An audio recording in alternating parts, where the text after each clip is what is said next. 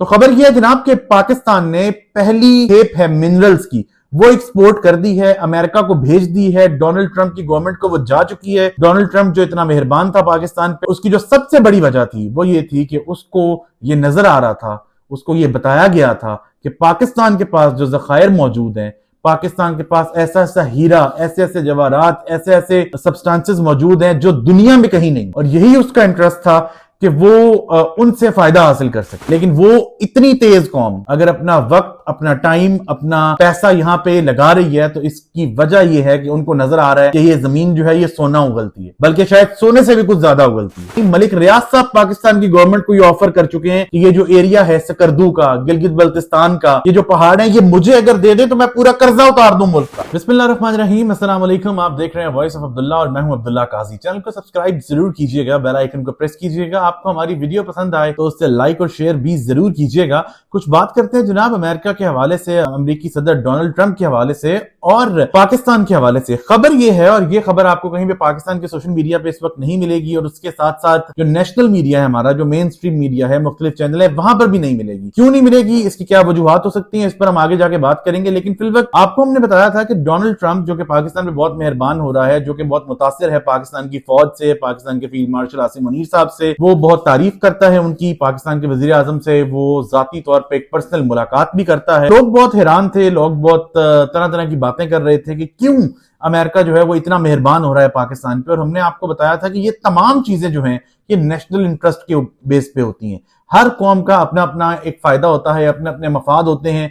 पाकिस्तान ज़ाहिर है एक इकोनॉमिकली कमजोर मुल्क है, लेकिन हमने जो भारत के साथ जंग जीती और जिस तरह हमारी फौज ने अपने आप को, अपनी सलाहियात को, खासतौर पे एयरफोर्स ने मनवाया, उसका कोई सानी नहीं है। जाहिर है कि पूरी दुनिया में उसकी वजह से पाकिस्तान की फौज जो है उसका सर फख्र से बुलंद हुआ है। कोई भी एक ऐसी स्टेट जिसका असला बारूद पूरा है, जिसकी जो इंप्लीमेंट करने वाले लोग हैं, यानी कि जो फील्ड में काम करने वाले लोग हैं, चाहे वो पायलट्स हैं या वो हमारी बड़ी फौज है, हवाई फौज है, समुद्री फौज है, तमाम तर लोग जो है वो पूरी तरह से बासलाहियत है। अब डोनाल्ड ट्रंप के क्या इंटरेस्ट है पाकिस्तान के साथ, और डोनाल्ड ट्रंप क्यों पाकिस्तान पे इतना मेहरबान है। और हमने आपको बताया था कि पाकिस्तान में वो जखायर मौजूद हैं, वो मिनरल्स मौजूद हैं जो कि अरबों खरबों डॉलर उनकी वैल्यू है, और अगर उनको एक्सट्रैक्ट करके सही तरीके से इस्तेमाल किया जाए, यानी कि जो भी मुल्क उस में पाकिस्तान का साथ देता है या यहां पे आके वो प्रोसेस परफॉर्म करता है, उसको बहुत बड़ा फायदा होगा। तो खबर यह है जनाब कि पाकिस्तान ने पहली जो खेप है मिनरल्स की वो एक्सपोर्ट कर दी है, अमेरिका को भेज दी है। डोनाल्ड ट्रंप की गवर्नमेंट को वो जा चुकी है।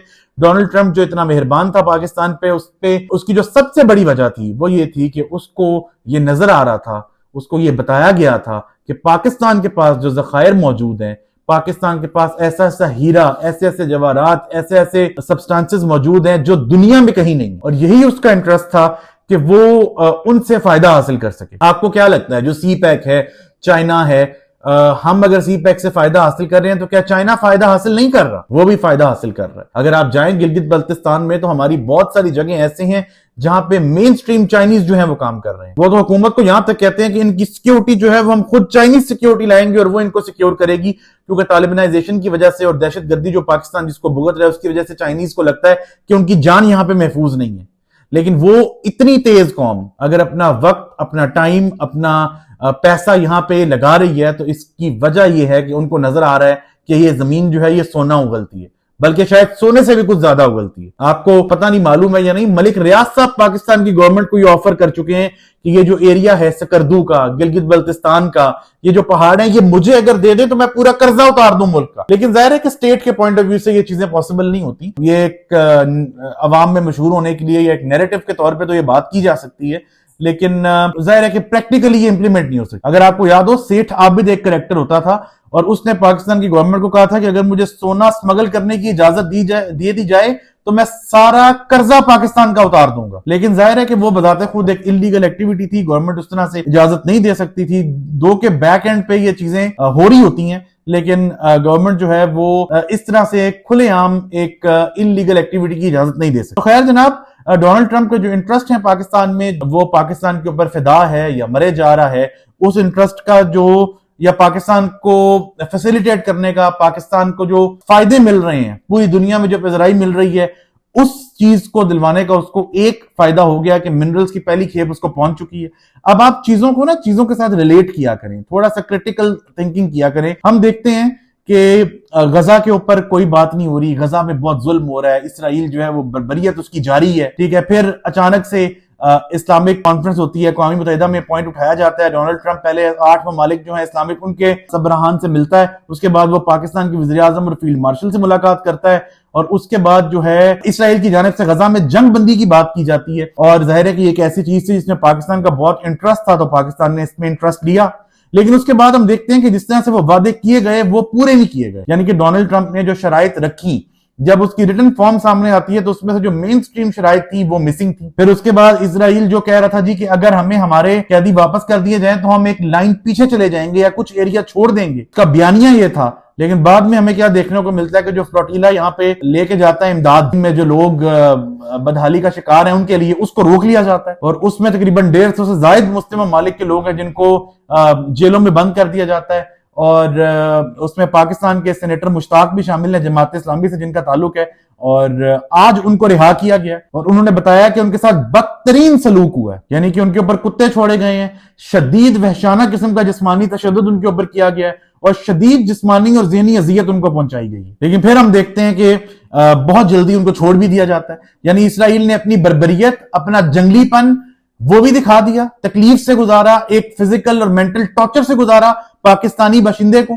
और उसके बाद क्योंकि उसको पता था कि एक नैरेटिव बिल्ड कर रहा है डोनाल्ड ट्रंप के, जनाब मैंने पीस का नोबेल प्राइज भी लेना है और मैंने ये बताना है कि मैं तो दुनिया में अमन चाहता हूं, तो वो बदतरीन तशद्दुद करके जो है वो छोड़ दिया जाता है सेनेटर मुश्ताक। सेनेटर मुश्ताक उन लोगों में से हैं जो जब लोगों को कहते थे कि गजा जाएं और हम गजा के लिए कुछ करना चाहिए, तो लोग उनको ताने दिया करते थे कि अगर तुम्हें इतना शौक है तो तुम खुद चले जाओ। तो उस बंदे ने जाके दिखाया है, और प्रैक्टिकली फिजिकली जाके वहां पे काम करके दिखाया है, जुल्म सह के दिखाया है। अब एटलीस्ट सेनेटर मुश्ताक को कोई कह नहीं सकता कि अगर तुम्हें इतना शौक है गजा की मदद करने का तुम खुद चले जाओ। उनकी बहादुरी को सल्यूट है। लेकिन साथ ही साथ एक तरफ ट्रंप कह रहा है जी कि पाकिस्तान के साथ जाहिर है कि वो तारीफ करता है हमारी और हमारे आर्मी चीफ की, हमारे वजीर आजम की, हमारी जंगी सलाहियात की। उसके बाद वो कहता है मैं जंग बंदी कराऊंगा, इसराइल को पाबंद करूंगा कि वो पीछे हटे गजा से। डोनी प्लेयर एक इस्लामी यानी कि गजा के लोग जो हैं उनके ऊपर बेस्ड एक कमेटी बनेगी और उसको टोनी ब्लेयर और एक और शख्सियत उसमें है वो उसको हेड करेंगी और अमन आएगा। वो सारी बातें करता है इस्लामिक इंटरेस्ट की, मुसलमानों के इंटरेस्ट की। लेकिन जब वो ही लोग इमदाद लेके जाते हैं गजा में कैद लोगों के लिए, तो उस फ्लोटीला को रोक लिया जाता है और बदतरीन तशद्दुद उनके ऊपर किया जाता है। तो सारी माइंड गेम्स हैं। कोई भी मुल्क, हर मुल्क अपना मफाद चाहता है, कोई किसी के साथ सिंसियर नहीं है। पाकिस्तान का भी हमेशा से यही मौकफ रहा है कि ठीक है, अगर एक कदम आगे बढ़ने से गजा में जो बर्बरियत जारी है वो खत्म हो जाती है तो अपना किरदार अदा करेंगे। इससे ये रिजल्ट निकालना कि खुदा ना खास्ता पाकिस्तान को इसराइल को तस्लीम करने जा रहा है, बिल्कुल इसकी कोई ना हकीकत है, ना ऐसा कुछ होगा, ना इसके कोई चांसेस हैं। लेकिन जाहिर है कि हमारा एक सियासी ब्रॉटअप इस तरह का है कि जब हमारा किसी से सियासी इख्तलाफ होता है तो फिर उसको गंदा करने के लिए हम हर लेवल पे जाते हैं। हमारे जो तहरीक इंसाफ के भाई हैं, जो तहरीक इंसाफ के सपोर्टर्स हैं, उनका राइट है कि वो इमरान खान साहब को सपोर्ट करें, इमरान खान साहब को पसंद करें। लेकिन ये कहना कि हमारी जो हुकूमत है वो झुक गई है अमेरिका के आगे या फिर हम इसराइल को तस्लीम करने जा रहे हैं, ऐसा बिल्कुल नहीं है। अगर आसिम मुनीर और शहबाज शरीफ साहब की तस्वीर आ रही है डोनाल्ड ट्रंप के साथ, तो इमरान खान साहब की भी तस्वीर मौजूद है। तो हम ये या तो हम कहेंगे कि उस वक्त भी ये गलत था और अब भी गलत है। जो लोग इसको गलत समझते हैं, मैं तो गलत नहीं समझता। मैं समझता हूं कि आप दुनिया में अकेले नहीं चल सकते, और खासतौर पर वो मुल्क जो कि इकोनॉमिकली वीक है और उसकी जो माशियत है, उसका सारा जो एनएसआर है वो आईएमएफ के पैसों के ऊपर, वो तो अकेला नहीं चल सकता। एक जज्बाती तौर पे तो हम कह सकते हैं कि हम ये कर देंगे वो कर देंगे, लेकिन जाहिर है कि प्रैक्टिकली उस तरह से चलना पॉसिबल नहीं है। तो हमें सबको साथ लेके चलना है। तो अगर शहबाज शरीफ साहब और आसिम मुनीर साहब पाकिस्तान के मफाद में जाकर डोनाल्ड ट्रंप से मीटिंग करते हैं, और कल को यही काम इमरान खान साहब ने जब किया था तो उन्होंने भी पाकिस्तान के मफाद में ही किया था। अफसोस की बात है कि जब कोई काम हमारा पसंदीदा लीडर कर रहा होता है तो हमें वो बहुत अच्छा लगता है, हम हर मुमकिन जाके उसका दिफा करते हैं। लेकिन जब वही काम वो लीडर कर रहा होता है जो हमें पसंद नहीं होता, तो उसी काम को, उसी एक्टिविटी को हम जो है वो गद्दारी से जोड़ देते हैं या मुल्क दुश्मनी से जोड़ देते हैं या फिर रिलीजियस एलिमेंट उसमें ले आते हैं। तो आपका जो भी मौकफ है, मैं हमेशा कहता हूं क्रिटिकल एनालिसिस करें, उस पर कायम रहें। जो चीज गलत है वो सबके लिए गलत है और जो ठीक है वो सबके लिए ठीक है। लेकिन एक चीज जो आया है, जो कंफर्म है, वो ये है कि अगर किसी को लगता है कि डोनाल्ड ट्रंप बहुत सगा हो गया पाकिस्तान का और पाकिस्तान के ऊपर वो निछावर हो गया, तो अगर वो ऐसा कर रहा है तो उसमें उसके अपने फवायद उसको नजर आ रहे हैं।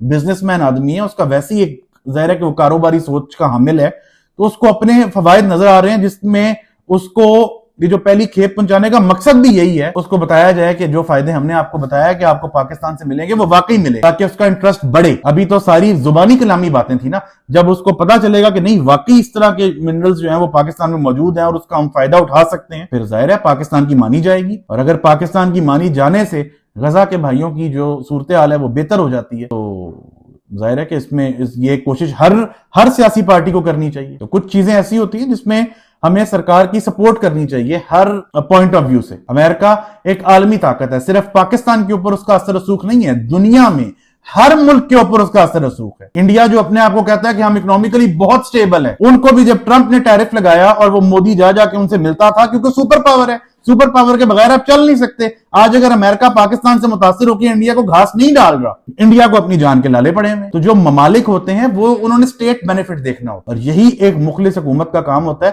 कि वो ये देखे कि हमारे लोगों का फायदा किसमें। अगर पाकिस्तान ने जंग में कामयाबी हासिल की और अभी फिर इंडिया ज़ाहिर है उस तलब हो रही है कि दोबारा जूते पड़े उसको पाकिस्तान से, तो अगर दोबारा वो कोई शरारत करता है तो पहले से ज्यादा बुरा इनके साथ होगा, पहले से ज्यादा ये जलील होंगे। लेकिन हमें ज़ाहिर है स्मार्टली चलना है, और मैं ये समझता हूं कि हमारी जो क़यादत है, हमारे जो डिसीजन मेकर्स हैं, हमारे जो मुल्क चलाने वाले लोग हैं, वो इतने स्मार्ट हैं कि उनको पता है कि हमने अपना फायदा किस तरह से लेना है और अपने मुल्क को सेफ किस तरह से रखना। तो अगर पाकिस्तान का एक मुस्बत किरदार दुनिया के सामने आता है तो वो जरूर आना चाहिए, और पाकिस्तान हमेशा जिंदाबाद। बहुत शुक्रिया।